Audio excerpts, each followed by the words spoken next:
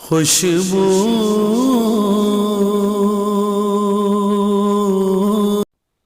بسم اللہ الرحمن الرحیم۔ الصلاۃ والسلام علیک یا رسول اللہ وعلی آلک و اصحابک یا حبیب اللہ۔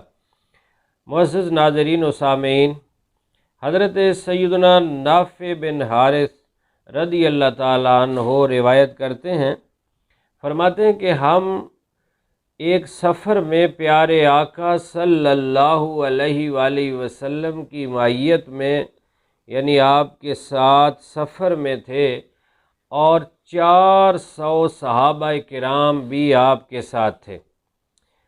راستے میں ایک جگہ پر ٹھہرے، اس جگہ پر پینے کے لیے پانی بھی نہیں تھا، تو بڑی دقت پیش آئی، بڑی مشکل پیش آئی، پانی بھی ختم ہے اور وہاں پانی بھی موجود نہیں۔ تو پیارے آقا صلی اللہ علیہ وآلہ وسلم کی پاک بارگاہ میں عرض کیا گیا کہ یہاں ہمارے لیے بڑی مشکل ہے، پانی بھی نہیں ہے اور پانی ختم بھی ہو گیا اور مل بھی نہیں رہا۔ اتنے میں ایک خوبصورت بڑے بڑے سینگوں والی بکری آ گئی۔ پیارے آقا صلی اللہ علیہ وسلم نے اس بکری پر دست رحمت پھیرا اور دودھ نکالنا شروع فرمایا۔ آپ دودھ نکال رہے ہیں اور صحابہ کرام پی رہے ہیں۔ پیارے آقا صلی اللہ علیہ وسلم نے اس ایک بکری سے اپنے مبارک ہاتھ سے اتنا دودھ نکالا، حضرت نافع بن حارث فرماتے ہیں کہ 400 صحابہ کرام سیر ہو گئے، بھوک بھی مٹ گئی، پیاس بھی مٹ گئی اور سیر ہو گئے۔ اور اس کے بعد آقا علیہ الصلوۃ والسلام نے وہ بکری مجھے دے دی کہ اس کو سنبھال کر رکھو، لیکن تم سنبھال نہیں سکو گے، یہ بکری تم سے غائب ہو جائے گی۔ حضرت نافع بن حارث فرماتے ہیں کہ میں نے ایک لکڑی گاڑی اور بڑی مضبوطی کے ساتھ اس لکڑی کے ساتھ بکری کو باندھ دیا، پھر ہم آرام کرنے لگے، سو گئے۔ تو جب میں اٹھا تو وہ بکری غائب تھی، وہاں موجود نہیں تھی۔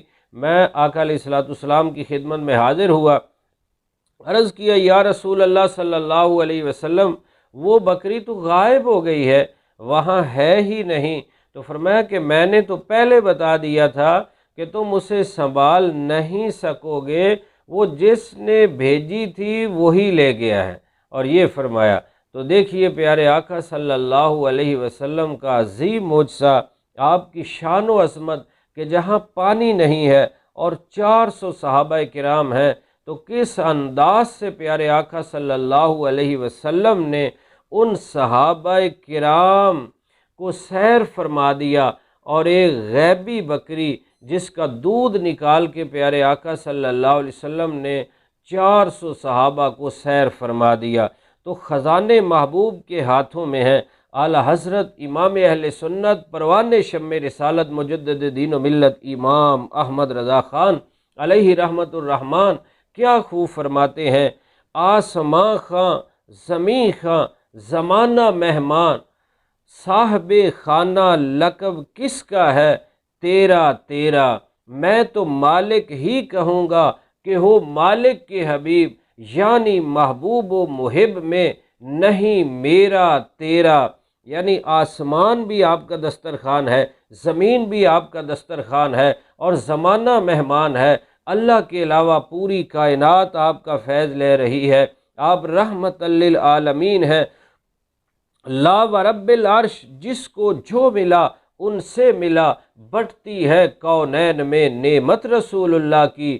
تو زمین بھی دسترخوان ہے، آسمان بھی دسترخوان ہے، زمانہ مہمان ہے، اور آپ ہی صاحب خانہ ہیں، اور آپ ہی کے ذریعے سب نعمتیں مل رہی ہیں۔ اور میں تو مالک ہی کہوں گا کہ مالک کی حبیب ہو، جو خالق و مالک ہے، جس کا سب کچھ ہے، اس کے آپ حبیب ہو۔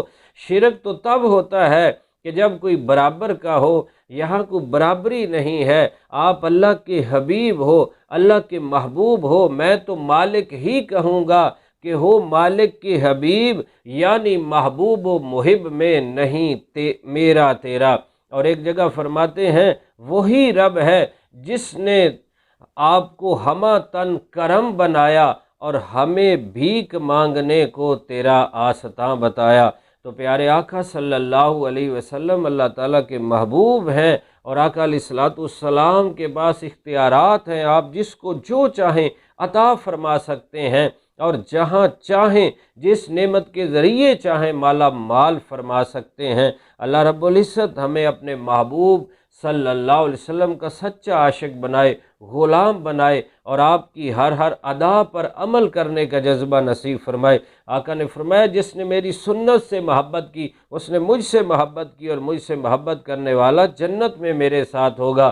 باغ جنت میں محمد مصطفیٰ مسکراتے جائیں گے، پھول رحمت کے جھڑیں گے، ہم اٹھاتے جائیں گے انشاءاللہ عز و جل۔ اے گل چیدہ